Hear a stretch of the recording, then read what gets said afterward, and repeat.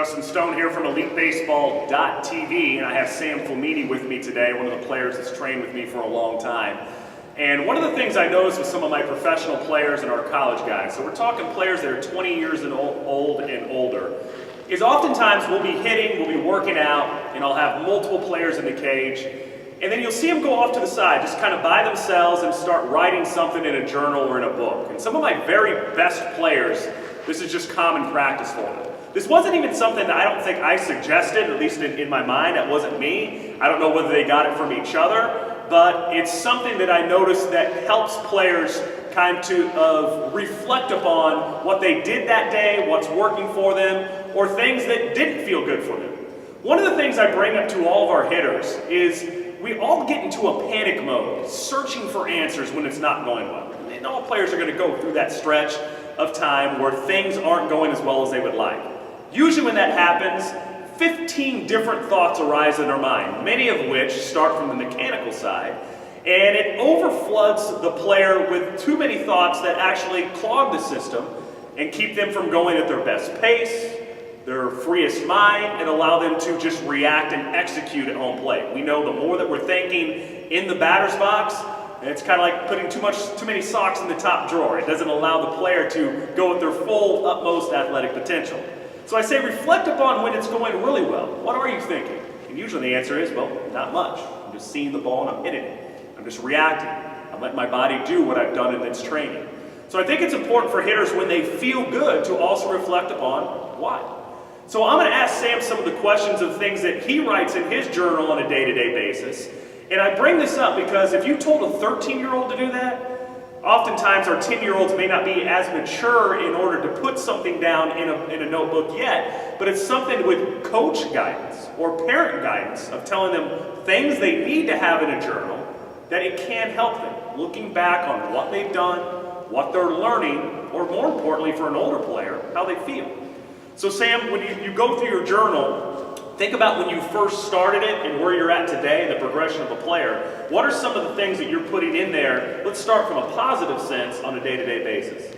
Yeah, so basically, like, whenever I'm hitting, I try to focus on the things that I'm doing right at the time, and just almost put those thoughts that I'm taking in my head, just put them down in the journal so I can kind of go back to them when things aren't going right and kind of help straighten myself out that way. Is it mechanical? Is it approach? Mentality of how you feel? Because as a hitter, that's always what we're trying to describe. We go through drill work to create a feeling. We take that feeling into some sort of a moving ball drill. And then hopefully we take that feeling into a game with us too. And all of them, we're trying to get into a consistent feeling. So is that more physical for you, or is it mental, the things you're putting in there? Yeah, it's mainly mental stuff. I mean, there's certain physical cues that I have that help me out mechanically, and certain things that I do to try to get myself on time on a consistent basis. But a lot of the stuff that I've written down, just this summer that I've worked with you isn't the first time I've ever done this. In my iPhone, I've taken notes on that before, and a lot of the stuff I'll write down is just stuff I'm feeling in games, stuff I'm trying to focus on in games, stuff that works, stuff that didn't work, and it's really been beneficial for me to do that. Okay, give me an example of something you've put down that you feel like was noteworthy, that worked for you. Like this was an aha moment for me as a hitter that I feel like I want to remember and revert back to. Can you give me a specific example on that? Yeah, so actually, let's say a couple weeks ago we were hitting, and I was kind of struggling the first couple rounds we took and stuff like that. And I was trying to figure my way out and like try to think my way through it and stuff like that, and analyze it and think about all the things that I was doing wrong and things that I could correct in the moment, mechanically and physically and mentally and stuff like that. But I realized that, the second that I just took my mind off that stuff and almost just said like, I'm just going to let myself hit right now, that was like an aha moment for me, because I've always been a guy who kind of thinks and analyzes stuff, which has helped me out in certain situations. It's also been a detriment to me. And I realized that just trying to stay as thought-free as possible and as loose as possible helped me to just get myself in the best position to hit consistently. So what'd you put in your journal? Stop thinking? I literally had like a bunch of stuff I was going to write down about stuff I did wrong, stuff I wanted to correct. And all I wrote down was just thought-free equals success. There you go. I like that. So you see right there the reflection process of Sam of thinking about, oh man, I'm not doing this right, I'm not doing this right, and then going in there and feeling a loose, carefree, thought-free swing and becoming more explosive and more consistent. I think that reflection process can probably help figure that out, that sometimes less is more. From the approach standpoint in a game, has there been a time in games where you've had consistent success, where you went into an area where you maybe had a couple callers in a row where you didn't have success? Did you ever go back to the journal and pick something up that helped you get out of that? Yeah, I'd say one of the mistakes that I made in the past with the journal was, like I mentioned earlier, was I would write down the things that I felt like went wrong that I need to get better at, which I think is good to work on things you're struggling with, but at the same time, you have to understand that writing down the things that aren't going to make you successful, it just can almost ingrain those in your head, and I've found that. So I'd say in the past, there's been times when I've just decided to go back and look at past success in my journal, and I've realized that when I've had success, there was like almost a couple days where I didn't really write much down, a couple days when I didn't really, some days I might not even write anything down. And I realized that all the times that I wrote a bunch of stuff down were usually the times that I was struggling. And I've heard you tell me before that when you're, struggling, usually there's 15 or 16 things you're trying to figure out and write down. And you actually told me the other day a story about Nick Solak, who's doing really well in pro ball right now, who he started having really good success. He had a great month of June, and all he wrote down in his notebook was just breathe.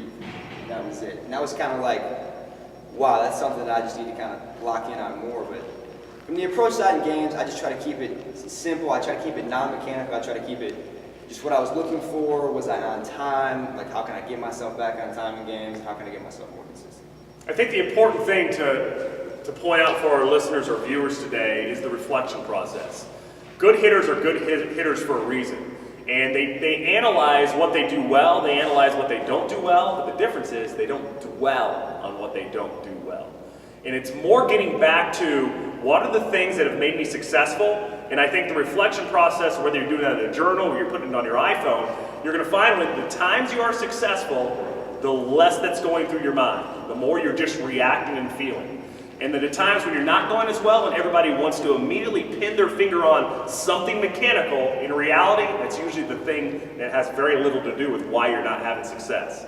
But it's easy to go to and blame a physical piece of it when you could be chasing pitches that are out of the zone, your timing could be off. There's a lot of things that I think the journal will help you reflect on to get you going back in the right mindset so you could be thought-free, react, and then have success again at the plate.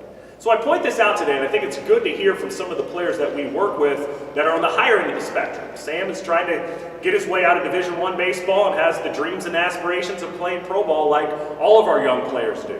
But it's a process, and it's a process that you learn about yourself as you progress in the game. And that self-reflection is what's going to help you take it to another step. So my advice for you is to start a journal. If you have young players, you can do this at a very bare bones level with parent or coach direction, telling them things that they learned that day in practice. A lot of this goes into even the team defense aspect of what a player is doing, their defensive fundamentals. But getting them used to reflecting upon their performance. If they're not used to being able to articulate things into a journal, talk to them, ask them questions. Day after a game, talk about the things that allowed them to have success in that game and that they're used to bringing them out in the open. Until next time, this is Justin Stone from EliteBaseball.tv with you here with Sam Flamini. Until next week, we'll see you on the field.